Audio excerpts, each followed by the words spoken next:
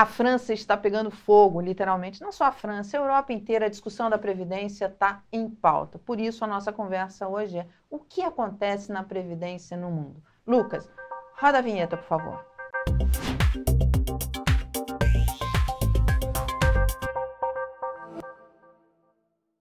Sérgio e Walter, eu estou aqui explorando vocês. Eu queria que vocês fizessem uma avaliação sobre os eventos na França. Quer dizer, está todo mundo olhando agora porque, como teve essa aprovação na França, o aumento da idade da aposentadoria, isso gerou protestos, enfim, incendiou literalmente ali Paris. Eu queria que vocês falassem, dessem uma pincelada um pouco no que está acontecendo na Previdência no mundo. Não é só no Brasil que a gente experimenta mudanças na Previdência, né? Não. A Previdência vem mudando no mundo há décadas já, em função até do envelhecimento, né? Que é bom, a população vive mais, né? E a pirâmide, digamos assim, né, etária de todos os países está mudando, os países estão ficando, né, a população, de forma geral, está ficando mais idosa, né? E com isso os fundos de pensão, né, acabam não tendo recursos, às vezes, para poder manter essas pensões, essas aposentadorias. Isso acontece principalmente na aposentadoria oficial, né, aquela que o governo banca. E essa que está tendo muitas mudanças, já tiveram muitas mudanças aqui no Brasil, está tendo muitas mudanças na Europa e nos Estados Unidos. Na Europa, os franceses estão brigando de 62 para 64, mas você tem países que têm idade até mais maiores. Na Europa, os países têm, praticamente todos os países têm idade para aposentadoria igual a 62 anos ou maior. Aliás, a grande maioria tem maior. Se não me engano, na Inglaterra, 66 anos, enfim. O Brasil, né, tem que 65 para homens. O Brasil está 65 para os homens, quer dizer, o próprio Brasil, que é muito menos idoso, digamos assim, né, do que a França, já tem 65 anos. Então, até é um pouco difícil para a gente entender toda a movimentação que está acontecendo. O francês tem aquela tradição do bem-estar social, parece que quer continuar né, mantendo todos os direitos, mas o que eu vejo ali... A França já é um dos países que mais gasta com previdência no mundo, né? Em torno de 14% do PIB. Na Europa, ela só está à frente da Itália e da Grécia. São mais... Claro, a questão que está por trás é a questão demográfica, que, né, cada vez as pessoas vivem mais ótimo. Isso também... E nascem menos, né? E nascem menos. E você tem lá a questão lá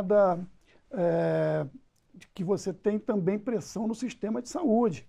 É o mesmo fenômeno. As pessoas vivem mais, né? A medicina cada vez mais com novos métodos, novos medicamentos.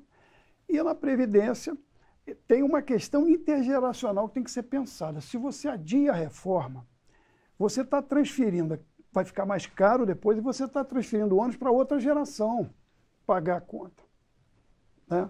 Mas é isso, as pessoas... E aí você não sabe se a outra geração vai pagar a conta. Pois é. Esse é o risco, né? Aliás, que a geração mais nova está cada vez menor, como você bem falou, porque a população em alguns países europeus está até caindo, né?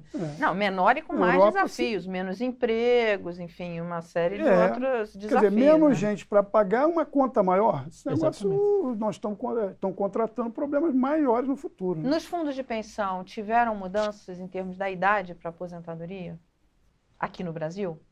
Não, porque a maioria dos planos já tem lá, né, Walter?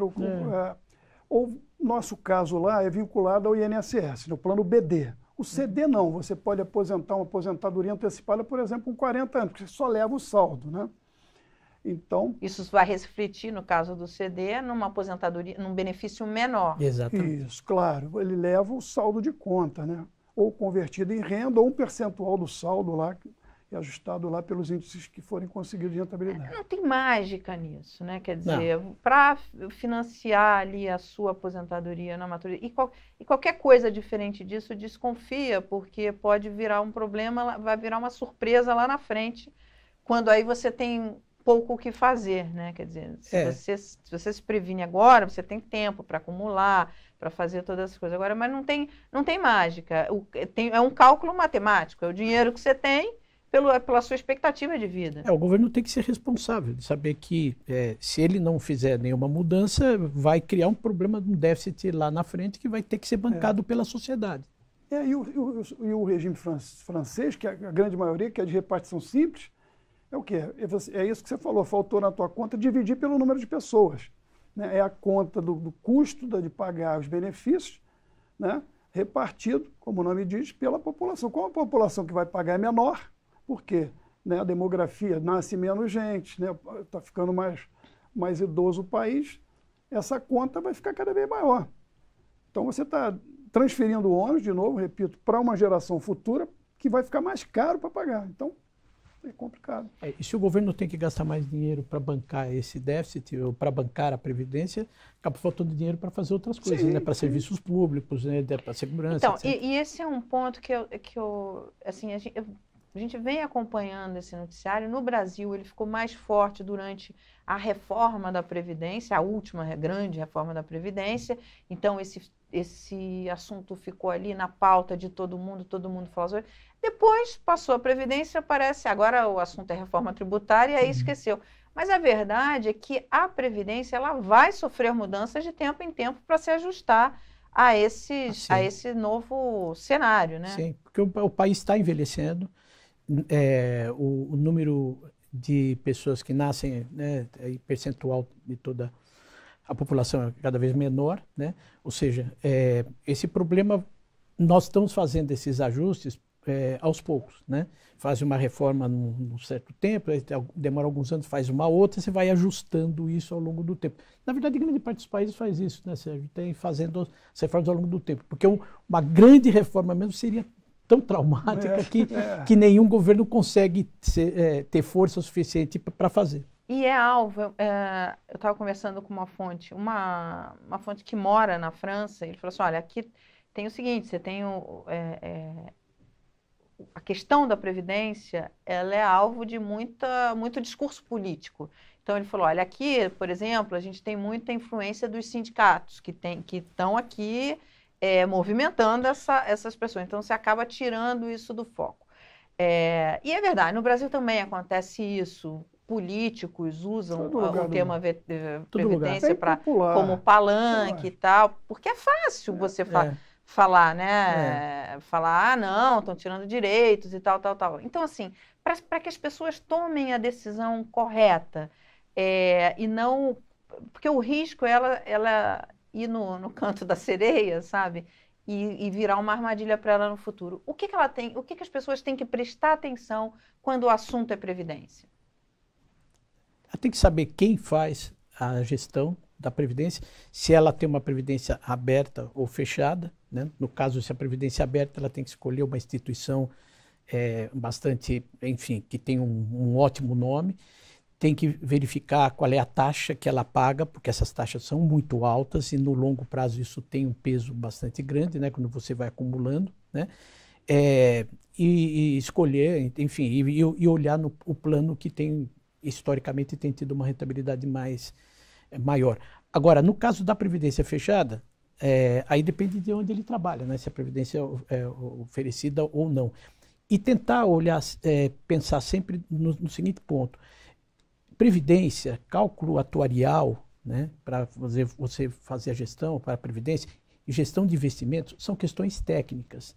Não adianta querer olhar pelo lado político da situação. Não é político, é técnico, é fazer conta, né? E essas contas, elas são feitas por técnicos, elas são feitas por instituições, por empresas internacionais, muitas vezes, elas são fiscalizadas pelo governo, elas passam por muitas fiscalizações, né, e testes, né? Então, por auditorias, etc. Então, você tem que tentar entender a questão técnica. É difícil para todo mundo que não conhece o assunto, e você tem que dar um voto de confiança. Esse voto de confiança advém da história, né? Por exemplo, das instituições. Rio Grandeza tem um histórico de muitos anos, a Vivest tem um histórico de muitos anos de boa gestão, né? de bons números, de controles adequados, de governança adequada. Nunca deixamos de pagar um mês, de atrasar um mês. Nunca atrasamos um mês sequer de pagamento, né? Tem uma governança adequada, etc. É isso que você tem que olhar. Se a gestão é profissional, se ela é boa, se há transparência, se as informações são adequadas. Não, e uma coisa também das fechadas, né? Já tem quase 1 milhão de aposentados, né? Sim. Paga mais de 100 bilhões Muito bem de benefícios lembrado. por ano. Então, tem experiência na acumulação e no pagamento de benefícios. E na gestão dos pagamento de benefícios. Então, você tem, por exemplo, as abertas, tem quantos aposentados hoje? Não sei, mas a gente tem uma experiência acumulada de gestão na hora de aposentadoria, né? Preparar para aposentadoria, você ter que explicar os cálculos, que às vezes são cálculos que as pessoas não dominam, né? Uma outra coisa também, eu acho que a educação previdenciária, esse teu programa de novo, é importantíssimo, porque as pessoas precisam pensar em previdência desde cedo. Isso. Né? Infelizmente não é assim. Né? As pessoas não têm essa cultura. Aliás, o Brasil também precisa de educação em si. Educação já não é, financeira. Né? Espero que o novo governo invista mais nisso, que tem mais essa. Eu acho a educação linha. Previdenciária ainda mais importante do que a educação financeira. Sim. A ABRAP, né, que é a Associação de Todos os Fundos de Pensão, tem um mote, né, tem um slogan que eles dizem: a previdência é um assunto de jovem. Porque as pessoas normalmente só pensam em previdência, só pensam em aposentadoria quando estão perto da aposentadoria, né? Ou a pessoa pensa em previdência lá. Não, você deve pensar desde jovem. Por isso mesmo que a gente defende lá na ABRAP, e eu particularmente acho isso muito importante, que educação financeira e previdenciária, principalmente, deveria ser ensinado nas escolas, no colegial e tudo, entende? Porque as pessoas têm que entender isso, porque é importante para a sua vida. E ela não ficar depois, né, ouvindo, como você citou, Canto da Sereia, né? Então, ela saber fazer a diferença entre bons gestores e maus gestores, entre um plano de uma forma, um plano de outra, e isso facilitaria muito, ajudaria muito toda a população. Sabe uma outra coisa? Os planos CD, eu acho que melhoraram um pouco isso, porque um participante típico do plano BD, ele só vai se preocupar com a aposentadoria dele, ou quando dá um déficit que não... Né? No passado, as patrocinadoras até cobriam quase tudo, então ele não... Né? Então ele vai se preocupar. Agora, o participante do plano CD é uma conta lá que ele tem que vigiar. Então eu acho que ele fica muito mais administrando a previdência dele. Ele tem essa vantagem aí de... O plano CD é quase como um fundo de investimento, né? Então ele tem muito mais, ele tem que ter a preocupação de acompanhar muito mais de perto, né? Bem, o resumo da nossa ópera é o seguinte: previdência é muito sério e é um tema que políticos, principalmente populistas, gostam de fazer palanque. Enfim, então, atenção com o Canto da Sereia. Primeiro, procura a informação, porque aquilo que pode parecer muito bom agora pode virar uma surpresa negativa no momento que você mais vai precisar. Fica com a gente, se liga, porque aqui você tem informação com quem entende. Os convidados aqui do My News Vida e Previdência, sempre gente que entende muito do assunto. Clica, compartilha e eu te vejo na próxima. Gostou desse assunto? Olha, tem mais na playlist da Vivest. Vai lá, confere.